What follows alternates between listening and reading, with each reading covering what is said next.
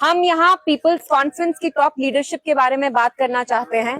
जैसा कि आप जानते हैं, उनका एक स्टाइल रहा है जहां जो पीसी की टॉप लीडरशिप है वो यहाँ एक दहशत फैला रही है। मेरे साथ यहाँ यासिर साहब हैं जो एमएलसी भी रह चुके हैं एंड उनको बार बार जो पीसी की टॉप लीडरशिप है, प्रेसिडेंट है, मुझे उनका नाम लेने की जरूरत नहीं है, वो बार बार इनको थ्रेटन कर रहे हैं। And the worrying thing is कि वो एजेंसीज जो हैं, सेंट्रल एजेंसीज हैं, वो ईडी हो, एनआईए हो, सीबीआई हो, he is claiming he has the support.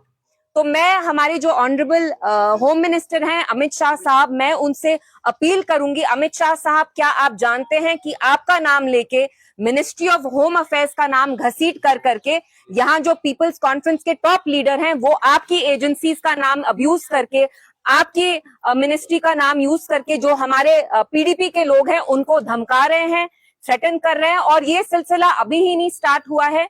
जो दहशत पीपल्स कॉन्फ्रेंस की टॉप लीडरशिप फैला रही है वो 2019 के बाद कहीं ना कहीं इनने स्टार्ट किया। हमने देखा पीसी ने कैसे पीडीपी में से लोगों को निकाला। यासिर साहब was also one of them. Khurshid Alam साहब हैं जो अब वापस हमारी पार्टी में आए। तो कहीं ना कहीं ये उनकी फ्रस्ट्रेशन है। वो नॉर्थ में कोई भी लीडर को देखते हैं जो इमर्ज होता है, जैसे इंजीनियर रशीद साहब है, उनको अरेस्ट करके उनको जेल में डाला गया। तो ये पॉलिटिक्स करने का तरीका तो है नहीं। अगर आप पीडीपी का सामना करना चाहते हैं तो आप by the power of dialogue करिए, by the power of ballot करिए। आप हमें बैलेट में हराइए, तब हम मानेंगे।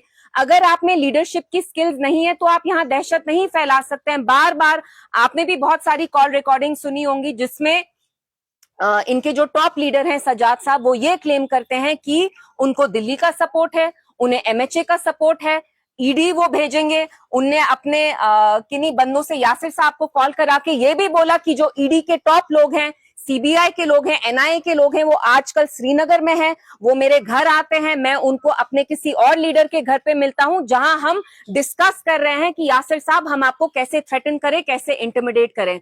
और अगर आप पीसी की पॉलिटिक्स देखेंगे, यही रही है, लोगों को अरेस्ट करना। और ये पॉलिटिशियंस की ही बात नहीं है, पीडीपी के लोगों को ही तंग नहीं किया। जो आप में से बहुत सारे यहाँ उम्दा जर्नलिस्ट हैं उनको तक पीसी ने तंग किया है, थ्रेटन किया है, इंटिमिडेट किया है। यहाँ जो बिजनेसमैन है उनसे हफ्ता वसूली की जाती है, पैसा एक्सटॉर्ट करने की कोशिश की जाती है। और मेरा जो होम मिनिस्टर साहब है उनका मेरे से एक सीधा सवाल भी है और अपील भी है कि अमित शाह साहब, क्या आप जानते हैं कि रेगुलरली आपका नाम यहाँ इस्तेमाल किया जाता है बाय द पीपल्स कॉन्फ्रेंस। वो आपका नाम लेके हमारे लोगों को तंग करते हैं, डराते हैं, धमकाते हैं, एक दहशत फैला रहे हैं। कहते हैं हमारी जेब में ईडी है, हमारी जेब में अमित शाह साहब है, एनआईए है, अमित शाह साहब इज ऑन बोर्ड।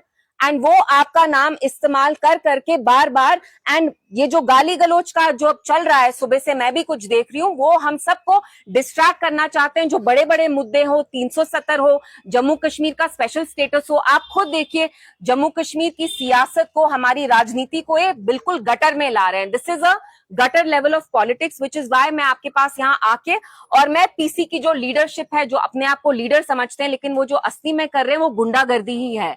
आप बैलेट में बिलीव नहीं करते। आप जानते हैं कि लोग मर्जी से आपकी पार्टी में आना नहीं चाहते, इसलिए आप ईडी इस्तेमाल करना चाहते हैं, एनआईए इस्तेमाल करना चाहते हैं, आप फोर्स इस्तेमाल करना चाहते हैं। आपको अपनी पार्टी बनानी है, आप शराफत से बनाइए, आपको कोई नहीं रोकेगा। और मेरा उनसे यही मैसेज है कि 2019 के बाद लगातार जो आपने पीडीपी को तोड़ने की कोशिश की, महबूबा जी को आप उनका नाम साली करने की कोशिश करते हैं, हमारे मुंह में यहाँ दही नहीं जमा हुआ है। अगर आप ये गंदी कोशिशें करते रहेंगे तो हम भी यहाँ है चट्टान की तरह खड़े होके आपके साथ हम आपका मुकाबला करेंगे। You want to fight us with the ballot, don't fight us with ED, NIA. And once again, I appeal to the Honorable Home Minister that under your name, sir, under the name of investigative central agencies like the ED, NIA, CBI, a lot of PC members here, their top leadership is threatening, intimidating and browbeating PDP leaders, former MLAs. PDP ऐसे ही नहीं टूटी। जो आधे से ज्यादा लोग PDP के PC में गए, बाकी मुख्तलिफ प्रॉक्सी पार्टीज में गए, उनने भी ईडी, एनआईए, सीबीआई का इस्तेमाल किया। तो मैं अमित शाह साहब से ये भी कहना चाहूंगी कि अमित शाह साहब, हम यहाँ सियासत करते हैं, बहुत मुश्किल काम है, हम लोगों के हकूक के लिए लड़ रहे हैं। अगर उसमें यहाँ कोई गंदी राजनीति इंट्रोड्यूस करता है, दहशत इंट्रोड्यूस करता है, आप उनके अगेंस्ट प्लीज सख्त से सख्त कार्रवाई करिए। And the most important thing, like I said, their names, the investigative agencies are not the private property or the assets of any party here or any of their leadership. So you want to fight us at the ballot. Don't try to do this.